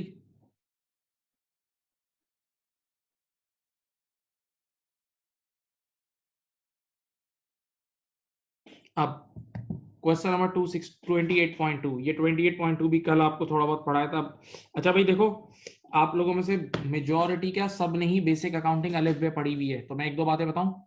ओपनिंग स्टॉक का प्रॉफिट से इनवर्स रिश्ता होता है और क्लोजिंग स्टॉक का डायरेक्ट, ये बचपन में पढ़ाया था। इधर देखो, ओपनिंग स्टॉक बढ़ता है तो प्रॉफिट गिरता है, ओपनिंग स्टॉक का लिख लो, कहीं लिखना है, opening stock has inverse relationship with profit, जबकि क्लोजिंग स्टॉक का प्रॉफिट से डायरेक्ट रिश्ता होता है। ये बचपन में मैंने ही कुछ बच्चों को तो पढ़ाया, लिखवाया भी है। ओपनिंग स्टॉक का प्रॉफिट से इनवर्स रिश्ता होता है और क्लोजिंग स्टॉक का डायरेक्ट रिश्ता होता है, सही है? अच्छा, मैंने लास्ट से लास्ट क्लास में, आज से 2-3 क्लास पहले नोट्स बनवाए, मैं अल्लाह जानता है अभी एक क्लिक पे दिखा सकता हूँ, मेरी क्लिक में आ जाएगा, मैंने सब सेव किया हुआ है। मैंने कहा था selling price per unit change होगी तो मार्जिन चेंज होते हैं, सेलिंग प्राइस पर यूनिट ऊंच नीच होती है तो मार्जिन चेंज होते हैं, लेकिन सेल्स वॉल्यूम चेंज होने से मार्जिन चेंज नहीं होता। और उस वक्त बोला भी था, बीपीपी की किट में सवाल आएगा, ये आ गया है। फिर सुनो, selling price per unit change होने से मार्जिन चेंज होंगे, सेल्स वॉल्यूम यानी नंबर ऑफ यूनिट चेंज होने से मार्जिन चेंज नहीं होता। लिखवाया था उस दिन लिखवाया था आपको और साबित किया था, याद करो, तुम्हारे नोट्स में लिखा हुआ है, ये नोट्स तुम्हें भेजे हुए भी हैं, याद है? ये सब तुम्हें प्रूवन बातें हैं। चलो, अ कंपनीज, अब देखो सुनना भाई, अब ये बहुत अच्छा सवाल है। A company's gross profit percentage यानी GP margin, company gross profit as a percentage of sales यानी इंक्रीज फ्रॉम 24%, बेटा 24% से कितनी हो गई, 24% से हो गई कितनी, 27%, सही है? पिछले साल 24 थी, इस साल 27 हो गई, पिछले साल 24, इस साल 27 हो गई, यानी जीपी मार्जिन बढ़ा। Which of the following event is most likely to cause the increase? Number A, increase in volume, नहीं बेटा, वॉल्यूम यानी नंबर ऑफ यूनिट्स का जीपी मार्जिन से रिश्ता नहीं है। हाँ, पर यूनिट सेलिंग प्राइस लिखता तो मैं आंसर लिखता। इसने बोला वॉल्यूम बढ़ा, मैंने कहा नहीं। अब सुनो नंबर 2, सुनना भाई, देखें, इस साल लास्ट ईयर का जीपी मार्जिन कम था, इस साल का जीपी मार्जिन बढ़ा है। एक मिनट सोचो, लास्ट ईयर का जीपी मार्जिन कम था, इस साल का जीपी मार्जिन बढ़ा है, तो इस साल का प्रॉफिट बड़ा होगा, यानी इस साल की कॉस्ट कम हुई होगी और प्रॉफिट बड़ा होगा, इस साल की कॉस्ट कम हुई होगी और प्रॉफिट बड़ा होगा इस साल करंट ईयर। पढ़े। अब परचेज एक एक्सपेंस होता है, परचेज एक एक्सपेंस होता है, आंखें खोलो। अब purchase in December 2001 mistakenly being recorded as happening in January 02, नहीं, ये आंसर नहीं है। कह रहा है लास्ट ईयर के एक्सपेंस को इस साल का एक्सपेंस रिकॉर्ड कर दिया, लास्ट ईयर के एक्सपेंस को इस साल का एक्सपेंस रिकॉर्ड कर दिया। जब तुमने ये गलती की होगी ना, तो इस साल के एक्सपेंसेस बढ़ गए होंगे। जब तुमने ये गलती की होगी तो इस साल के एक्सपेंसेस बढ़ गए होंगे, और इस साल के एक्सपेंसेस बढ़ गए होंगे तो इस साल का प्रॉफिट गिर गया होगा ना, तो प्रॉफिट गिरा होगा तो इस साल मार्जिन गिरना चाहिए, जबकि लिखा हुआ है मार्जिन बढ़ रहा है, तो ये आंसर नहीं है, ये आंसर नहीं है। सोचो तो सही बेटा, सोचो।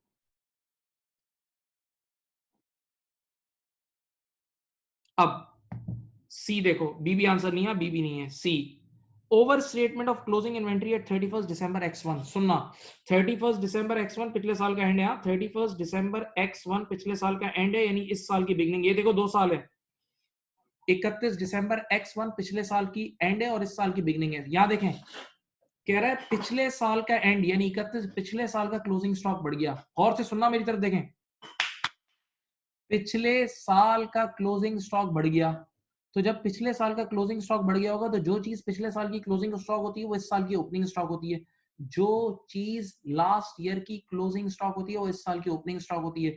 तो जब लास्ट ईयर का क्लोजिंग स्टॉक बढ़ गया होगा तो इस साल का ओपनिंग स्टॉक भी तो बढ़ गया होगा। एक मिनट, और जब इस साल का ओपनिंग स्टॉक बढ़ा होगा, एक मिनट सोचो, इस साल का ओपनिंग स्टॉक बढ़ा होगा तो इस साल की कॉस्ट ऑफ सेल बढ़ गई होगी और इस साल का प्रॉफिट गिर गया होगा। लास्ट, फिर सोचो, लास्ट ईयर का क्लोजिंग स्टॉक बढ़ा, इसका मतलब इस साल का ओपनिंग स्टॉक, क्योंकि पिछले साल का क्लोजिंग इस साल का ओपनिंग होता है, और इस साल का जब ओपनिंग स्टॉक बढ़ गया, तो अभी तो पढ़ा है कि ओपनिंग स्टॉक का प्रॉफिट से इनवर्स रिश्ता होता है, तो आपका करंट ईयर का प्रॉफिट गिर जाएगा ना, तो इसकी वजह से तो मार्जिन गिरना चाहिए। पॉइंट नंबर सी की वजह से मार्जिन गिरना चाहिए, लेकिन मार्जिन तो बढ़ रहा है, तो ये भी आंसर नहीं है, सी भी आंसर नहीं है, सी भी आंसर नहीं है, ना बी आंसर है ना सी। तो बच्चे ने कहा इसका सीधा मतलब ये, एप्टीट्यूड टेस्ट हमने भी दिया हुआ है, एप्टीट्यूड टेस्ट की क्लासेस हमने भी ली हुई हैं, 3 गलत तो चौथा सही।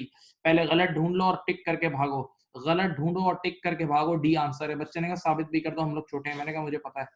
आइए, under statement of the closing inventory at 31 December x1, under under statement under statement of closing inventory, बेटा पिछले साल का 31 दिसंबर, अब ये सही आंसर है, देखो 31 दिसंबर x1 यानी लास्ट ईयर के एंड का क्लोजिंग स्टॉक कम हो गया। जब लास्ट ईयर के एंड का क्लोजिंग स्टॉक कम हुआ होगा तो इस साल का ओपनिंग भी कम हो गया होगा, और जब इस साल का ओपनिंग स्टॉक कम हुआ होगा तो ओपनिंग स्टॉक का प्रॉफिट से इनवर्स रिश्ता है, तो हाँ करंट ईयर का प्रॉफिट बढ़ गया होगा, और करंट ईयर का प्रॉफिट बढ़ता है तो जीपी मार्जिन बनता है। आंसर इज डी, 28.2 का आंसर डी है। ये अच्छा सवाल होता है, देखो ये सवाल अच्छा सवाल था ये।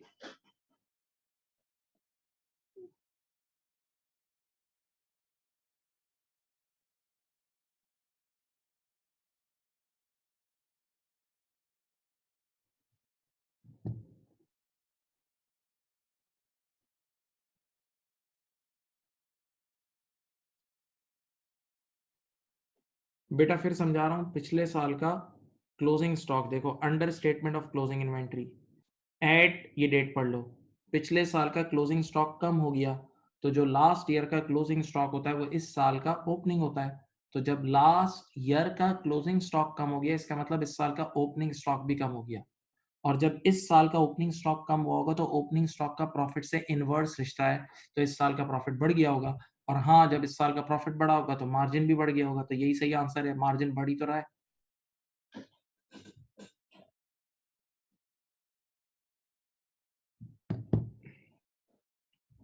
28.3 is not good, it's very very very good. अब जो सवाल है उसका नाम है वेरी गुड, उसके लिए मैथ्स जिसको नहीं आता ना वो अभी से रिजाइन करके भाग जाए, पहले बोल रहा हूँ।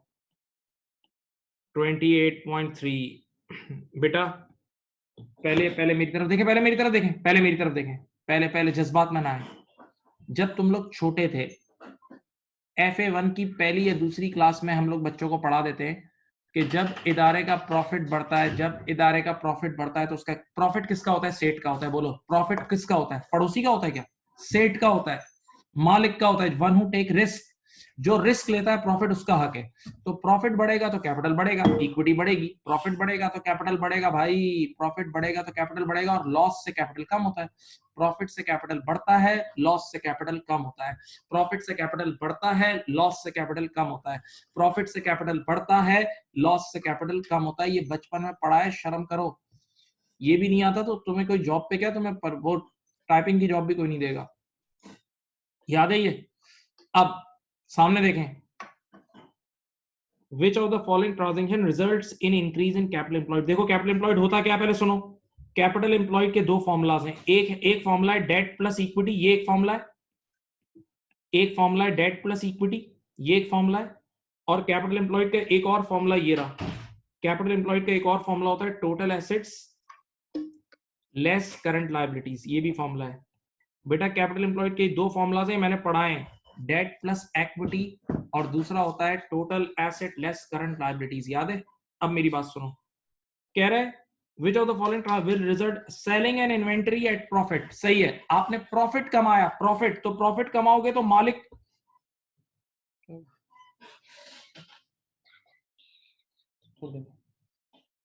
सुनो बेटा, पॉइंट नंबर ए में आपको प्रॉफिट हुआ है, नफा नफा नफा प्रॉफिट, तो प्रॉफिट सेठ के बच्चे का होता है, किसका होता है? सेठ का।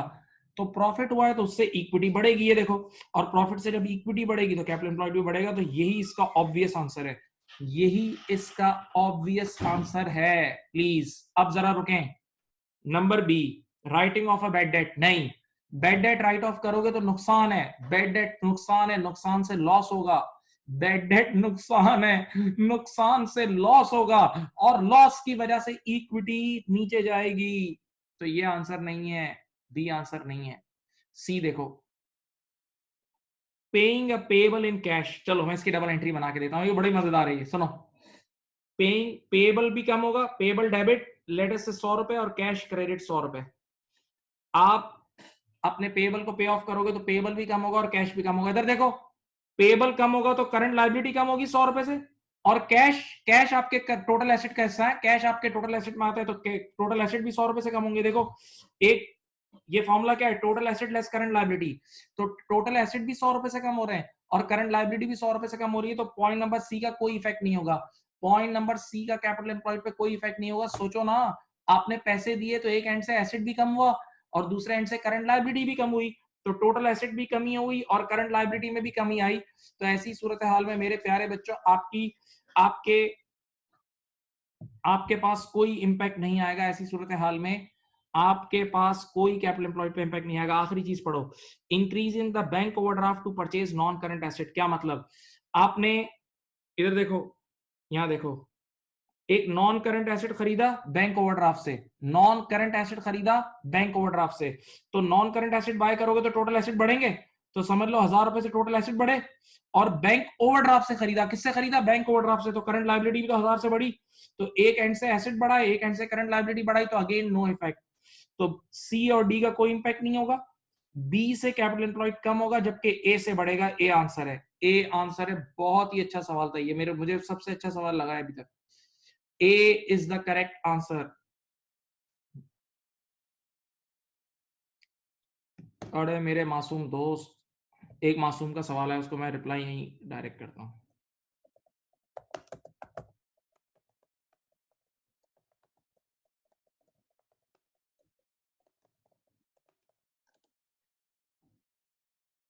एक बच्चे को रिप्लाई कर दिया है। यार ये debt plus equity, debt means non current liability होती है, डेट का मतलब नॉन करंट लायबिलिटी होता है।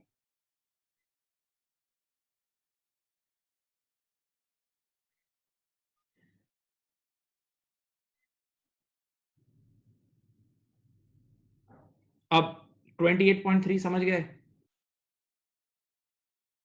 मेरे प्यारे प्यारे दोस्त? ऑप्शन ए क्या है बताऊं? आपको प्रॉफिट हुआ है।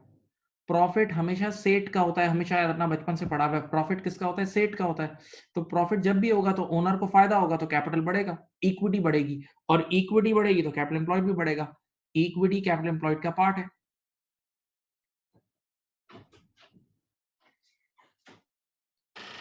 लास्ट सवाल जो है ना, बचपन में आपने एक चीज पढ़ी थी, इनकम्प्लीट रैकेट्स, बचपन में तुम लोग खेलते थे।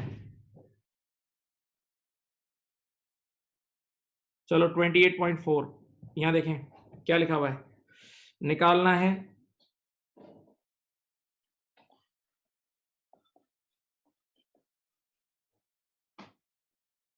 अब सुने 28.4 बेटा क्या निकालना है, अकाउंट पेएबल, क्या निकालना है, सॉरी हाँ अकाउंट पेएबल डेज निकालना है, अकाउंट पेएबल डेज निकालना है, इधर देखो, यानी क्रेडिटर डेज निकालना है। देखो मैं फॉर्मूला याद दिलाता हूं, क्रेडिटर डेज का फॉर्मूला क्या है, क्लोजिंग पेएबल, ये देखो क्लोजिंग पेएबल, वैसे आप नीचे डिनोमिनेटर में कॉस्ट ऑफ सेल यूज कर सकते हो, लेकिन अगर उसने परचेजेस का बोला है तो परचेजेस यूज करनी है। देखो उसने बोला हुआ है यूजिंग परचेजेस, तो नीचे यूज करोगे परचेजेस इंटू 365, ये देख लो उसने बोला है closing payable divide by purchases into 365। अब मेरा सब बच्चों से सवाल है, परचेजेस तो दी हुई नहीं है, परचेजेस तो दी हुई नहीं है, लेकिन हाँ तुम्हें ओपनिंग इन्वेंट्री दी हुई है, क्लोजिंग इन्वेंट्री दी हुई है और कॉस्ट ऑफ सेल दी हुई है। खुदा के लिए सोचो तुम लोग कितने बड़े हो चुके हो यार, कॉस्ट ऑफ सेल्स भी गिवन है, ओपनिंग स्टॉक भी गिवन है, क्लोजिंग स्टॉक भी गिवन है, परचेजेस निकाल सकते हो। देखो ये फॉर्मूला याद करो बचपन में, देखो cost of sale is equal to opening stock add purchases less closing stock. एक मिनट, कॉस्ट ऑफ सेल कितनी है, कॉस्ट ऑफ सेल्स है आपकी 32,500, ये लिखी 32,500 इक्वल टू ओपनिंग स्टॉक कितना है, ओपनिंग स्टॉक है 6,000, क्लोजिंग स्टॉक कितना है 3,800, और बीच में तुम्हें निकाल लेनी है परचेजेस। चलो परचेजेस, कोई बच्चा परचेजेस मुझे निकाल के दे दे, कोई बच्चा मुझे परचेजेस निकाल के दे दे। परचेजेस कितनी आ रही है 30,300, भाई शफल करके निकाल लो बेटा, परचेजेस आ रही है 30,300। तो देखें अब आप क्या करोगे, इधर देखो कैसे सॉल्व करोगे, ईयर एंड के ट्रेड पेबल्स हैं 4750 डिवाइड बाय परचेजेस है 30,300 इंटू 365। चलो भी बताओ 4750 30,300 इंटू 365, 45 पॉइंट क्या आ रहा है बोलो, नहीं 57 डेज आ रहा है, 57 डेज आंसर आ रहा है, 57 डेज आंसर आ रहा है। हाँ भाई,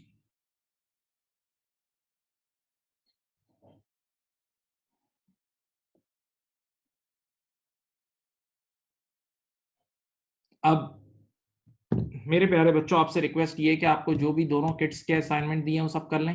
अब आपका टेस्ट होगा रेशियोज का, रेशियोज की बुक रीडिंग करनी है तो वो भी करें, इट्स वेरी गुड। ठीक है, अब आप लोग का नेक्स्ट टेस्ट रेशियो एनालिसिस का है। ठीक है, कंसोलिडेशन का टेस्ट जिन्होंने नहीं दिया वो अभी भी दे दें वापस। ठीक है, चीजों को रिवाइज करते रहें। आज के लिए हम इतना ही रख रहे हैं, इंशाल्लाह बाकी नेक्स्ट मीटिंग में करेंगे। अल्लाह हाफिज।